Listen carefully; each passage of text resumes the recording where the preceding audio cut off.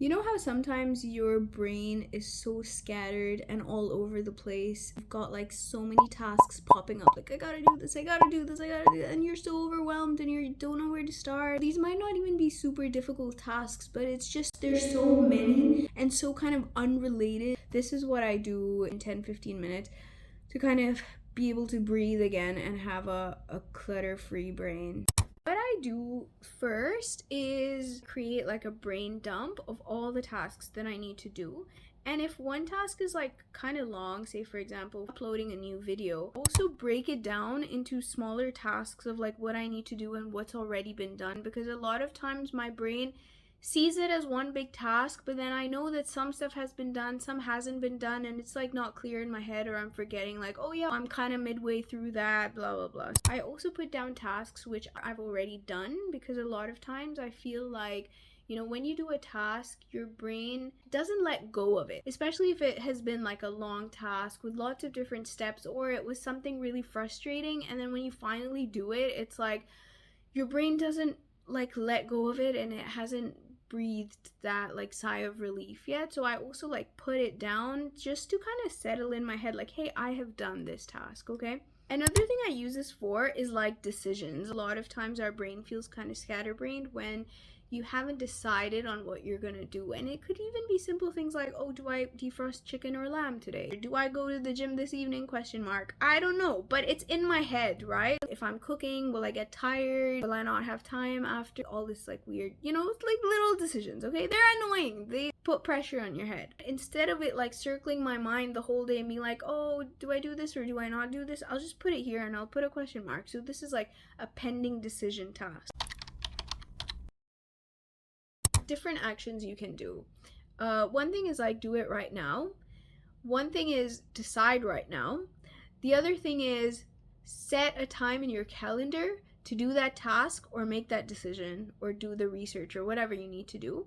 And the third thing is just leave it pending, okay? And that is also fine to do, but at least it's not in your head anymore. And that's why that helps. Then what I do is I go through the task list and I look at like, okay, what are the tiniest of tasks that I can do right now in under 2 minutes? So for example, I had to reply to that email, I just reply to it, okay, in under 2 minutes, and then I mark that as done. If it was a longer email and I'd been procrastinating it because I haven't thought about what to say yet, I'll put that in the calendar. Okay, spend 15 minutes to think about what you're gonna say and then word it and then reply.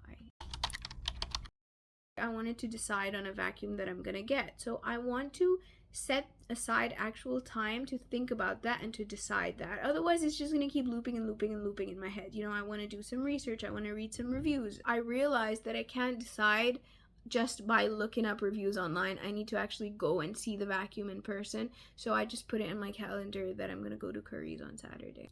And sometimes even in my calendar I have question marks, you know, like it's all flexible. So if I wake up tomorrow and it's like I don't feel like going, it's okay, I'll just move it to Sunday.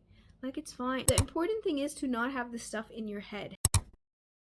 One reason that we feel so scatterbrained is because we feel like we're gonna forget the idea. For example, we had this idea of having a reunion with our friends in London. It's like, okay, we still need to plan a date, but again, it's just an idea. I want to put it on paper so that I don't lose this idea. I quickly just sent a poll on WhatsApp with like a date for the next 10 weekends of when can we meet. Hopefully we can find a date that works for the majority in the group.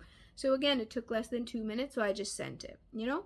And as I go along, I also will mark certain things as urgent, which I really want to do today. But these, please only mark urgent, really tasks that are actually urgent, okay? Because if you mark everything as urgent, then it's just going to keep the overwhelm with you. But it's like, okay, what is actually really urgent? Now that I decided, okay, I'm going to call my grandparents, I put that in the calendar for 4 p.m. It helps me release it because I'm like, okay, I don't have to do it right now. I can let go of it and I can do it when 4 p.m. comes around. Sometimes I'll like put a thing like a combined task. I can call my grandparents and be putting away the laundry at the same time. It's a bit of a, I mean, I'm still paying attention. It helps me also get through laundry because it's so boring. These like pending tasks that I can come back to tomorrow or whenever, I know, okay, urgent stuff has been taken care of. I've either done it or I've put it in the calendar. All these tiny tasks, they're out of the way.